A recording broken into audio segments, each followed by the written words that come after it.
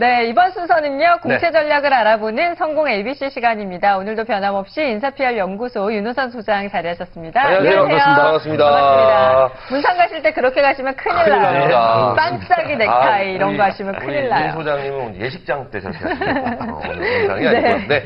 오늘은 두산그룹 하반기 공채 전략도 준비하셨다고요? 네, 두산그룹은 1896년에 설립되고 현재까지 114년의 전통 가진 국내 최고의 최장수의 기업입니다.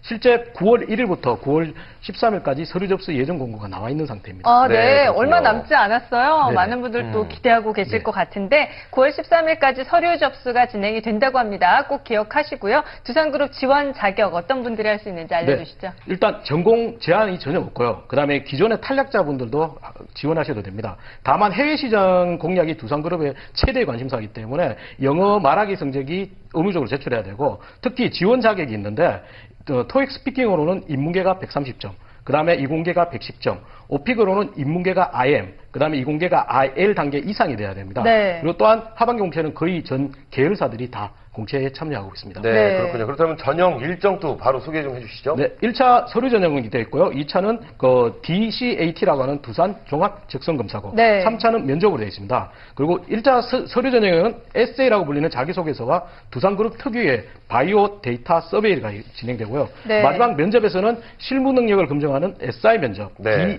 DISE 면접과 함께 인성을 검증하는 회장단 면접으로 최종 합격자를 선발하게 되어 있습니다. 네, 그렇군요. 두산그룹 많은 분들이 이제 또 궁금해하십니다. 그렇죠. 어떤 인재상을 뽑느냐, 그거에 따라서 또 자기소개서 뭐 좀 다르게 쓰셔야 되고 여러 가지 공부를 하셔야 될 것 같은데 인재상 좀 알려주시죠. 네, 화면에 4개의 인재상이 나갈 건데요. 실제 두산그룹은 이 4개의 인재상보다 모든 일에 앞서가지고 실제 인재를 양성하는 걸 최대 목표로 하고 있습니다. 실제 입사 후에 1년 동안 인큐베이팅 프로그램을 거쳐가지고 최종 1년 후에 그 부서를 배치하고요. 건속 1년 이상의 직원들에게는 2주 이상의 배낭여행을 지원하는 등 과감한 투자를 하고 있습니다. 좋네요. 특히 두산의 박용만 회장 같은 경우는 회사 설명회나 채용 박람회에 직접 참여해가지고 우수 인재를 모으고 있습니다. 네. 이런 영향으로 두산은 객관적인 스펙보다는 자기만의 가능성을 좀 강조하시는 게 좋습니다. 네, 그렇군요. 멋있는데요. 예. 회장이 직접 참가해서 인재 채용도 하고. 그 사람만의 가능성을 봐주는 것들. 굉장히 좋습니다. 그럼 색다르네요. 저희가 이제 인재상을 알았으니까요. 이제 1차 서류 전형에 대해서 저희가 알아보도록 하겠습니다. 먼저 에세이 작성인데 이거 어떤 문제가 나오는 건가요? 네, 에세이라고 해가지고 특이하게 보시는 게 아니고 자기소개서입니다. 네. 근데 자기소개서가 기존의 3개 항목에서 지금 가감히 줄여서 1개 항목에 1200자로 되어 있습니다. 실제 살아오면서 부딪혔던 큰 장애물을 극복하는 사례를 되어 있고요. 이거는 서류 전형의 기초 자료이고 그다음 1차 면접인 SI 면접의 소재를 활용하기 때문에 조금 더 관심을 두고 작성을 하셔야 됩니다. 네, 그렇군요. 질문이 이제 하나밖에 없기 때문에 더 그만큼 준비를 철저히 하셔야겠다라는 생각이 드는데요. 준비할 수 있는 요령 늘 꼭 짚어주시잖아요. 오늘도 알려주시죠. 두산그룹은 오히려 인재상보다는 두산그룹의 경영 목표나 전략에 좀 집중하셔가지고 그와 된 장점과 차별성을 찾아주시는 게 좋습니다. 네. 그리고 두 번째는 여러 사례보다는 하나의 사례에 집중해가지고 질문에서 요구하는 과정들을 적어주시는 게 좋고요. 세 번째는 학교 내의 경험보다는 오히려 대외적인 경험, 직무와 연관된 경험을 소재로 삼으시는 게 차별성을 도모할 수 있습니다. 네. 그리고 마지막으로는 조금 더 극적인 효과를 위해서는 장애물을 조금 더 확대 해석하는 게 좋고요. 그것을 본인만의 도전적이고 창의적인 노력으로 극복했다는 논리로 가져가시면 좋습니다. 네. 자, 또 우리 윤호상 소장님 얘기 들으니까 또 두산은 뭐 게임 끝난 것 같은데요. 네. 전 벌써 두산에 들어가 있는데요. 네. 느낌에 예, 그렇습니다.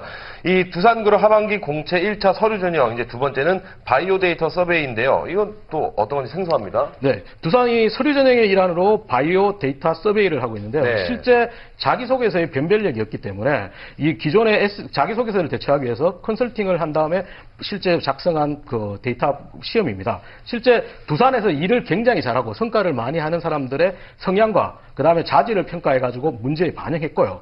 그 외부에는 알려지지 않았지만 실제 서류 전형 중에서는 에세이보다는 조금 더 높은 가중치가 있습니다. 실제 각각의 질문은 개인의 과거 경험, 학교 생활, 대인관계, 태도, 생활 방식 등의 130문제가 나오고요. 네. 실제 어떤 종류의 책을 읽었는지, 그다음에 화를 났을 때 어떻게 대처하는지 이런 좀 개인적인 질문들이 많습니다. 까다로워요. 짜증나는데요, 또 갑자기. 근데 또 개인적인 질문이 조금 더 쉽게 느껴지시는 분들이 있을 네. 것 같기도 하고요. 예.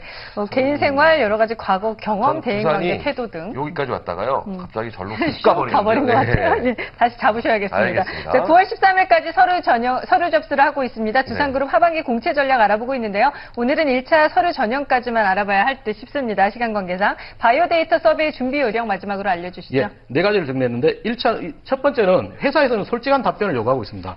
하지만 본인의 지원 분야나 직정을 기준으로 해가지고 좀 의도적으로 답변을 해주시는 게 좋습니다.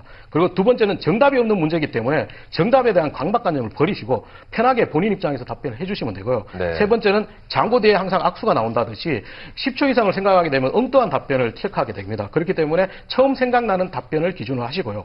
마지막으로는 각각의 경험이 실제 1차 면접의 SI 면접의 소재로 되기 때문에 조금 더 전략적으로 작성을 해주시는 게 좋습니다. 네. 네, 그럼 그렇군요. 저희 다음 주에는 두산그룹 2차, 3차 내용 준비해 주실 건가요? 네, 그렇습니다. 아, 역시 눈치 코치.